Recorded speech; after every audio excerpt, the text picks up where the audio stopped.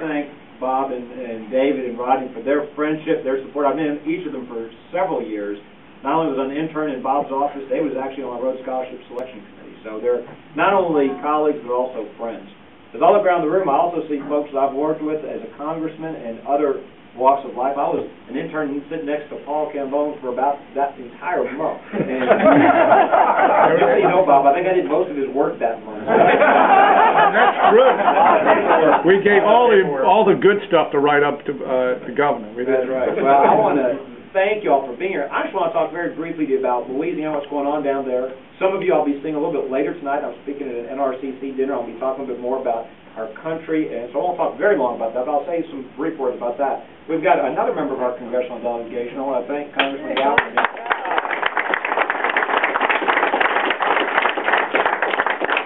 Don't confuse them with Rodney. They look and talk alike, but they're Congressman Galvin is representing the 2nd District in Louisiana in his first term of Congress. We're very proud of him, very proud of his service. He obviously represents an area that was hit hard by the storms. We've also got another congressman, Congressman Bill Cassidy. Thank you, Congressman. Bill was a state senator. He worked with us in Baton Rouge, and we were proud to have him down there. He's a physician as well. One of these guys you wonder, why in the world do they want to be in Congress? But you're glad that they do want a service there. Let me tell you just briefly about Louisiana. I'll just tell you a couple of numbers and then 3 facts about Louisiana. A couple of numbers. In December, we were the only state in the country that added jobs while the country was losing jobs. In January, we were the only state in the country where the unemployment rate went down, while in the rest of the country it went up. This last week alone, I've had a week that many governors would envy. I got to spend a day, I got to spend Saturday with Rodney in his district. We're able to save a chicken facility working together. They're going to keep 1,300 people. Over 1,000 jobs. We'll figure out the exact number. Over 1,000 jobs in that community. Thanks, there was a facility that was about to go under. We were able to get a buyer to come in and save those jobs. But even apart from that, set that aside. This past week, I've been in announcements in Shreveport, in Houma, in St. Helena Parish, and in Monroe, where nearly 1,000 new jobs have come into our state just in the past week. That's in the energy industry, that's in the steel industry, that's in the healthcare industry. And what's amazing is that we continue to see many new jobs coming in the next few weeks, many new big announcements about companies investing in our state. How is it that we've outperformed the national economy for 12 months? Southeastern economy for 12 months. How is it that we've got more people moving into our state faster than they've been moving out for 2 years in a row? 96% of our banks are in the top 2 regulatory categories. And our real estate markets, PMI says, we're not going to see the kinds of declines you're seeing in California, Nevada, and other states like Florida. We're actually in the bottom 10 when it comes to foreclosure rates, according to one study. Why is that? Well, there are several reasons, but I want to tell you about 3 things we did last year, working with Bill when he was still a state senator and several others. 3 things we did last year to begin to turn our state around. It started with what I called on January 14th with a war on corruption and incompetence. We said we've got to change our state's ethics code. We can't be a state where who you know is more important than what you know. And we literally went from the bottom 5 in the Better Government Association's integrity index to the top 5. And I won't say about all the conflict of interest rules and laws changes and the different disclosure laws and all the different things we've changed. We're now one of the only states in the country that not only puts our budget online, ties it to performance indicators, put our higher education budget online, puts our contracts online, so taxpayers can see how their dollars are being spent. What I tell people in Louisiana, though, is forget the fact that Forbes said this was the #1 thing we could do to attract investment in our state, to attack corruption.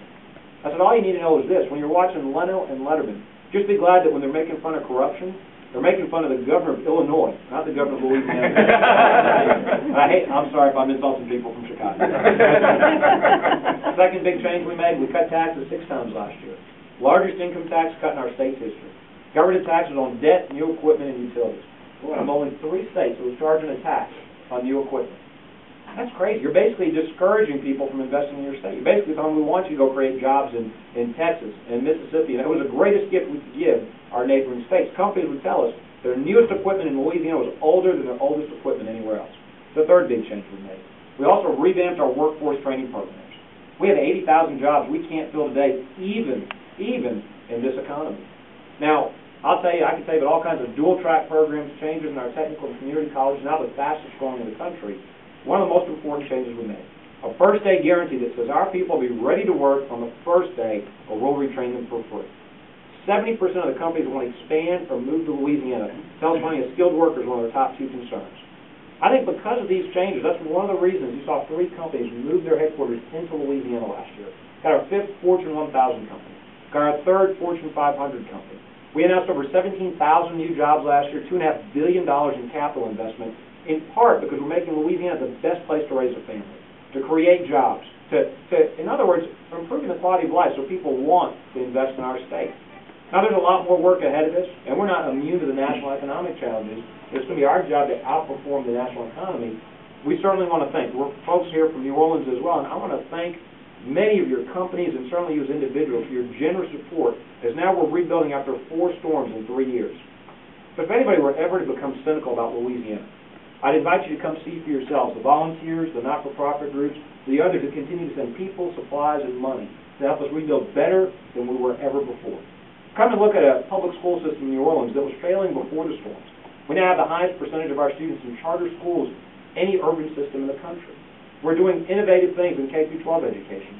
Look at a charity hospital complex that was outdated before the storms. Now we're looking at a potential $2 billion modern facility with the VA, LSU, Tulane, and others to create a modern research and teaching-driven entity. In other words, we're going to be better than we were even before those storms. I want to thank you for your generous support to get us back on our feet. I'm going to close with just a couple of thoughts about our country. Certainly, we face real challenges, economically, internationally as well.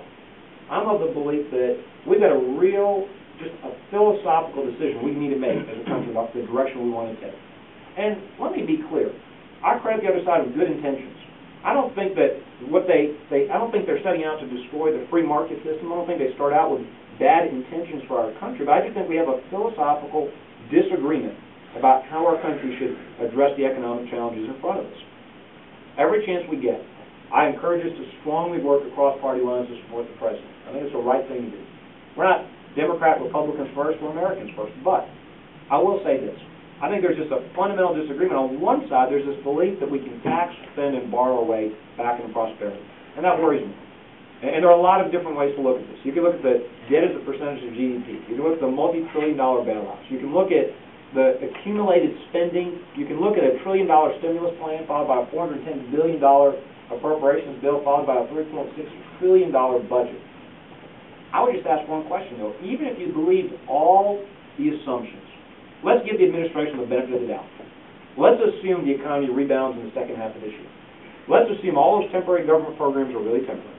Let's assume that they do save money, the kinds of savings they project out of the defense budget. Let's assume all that's true.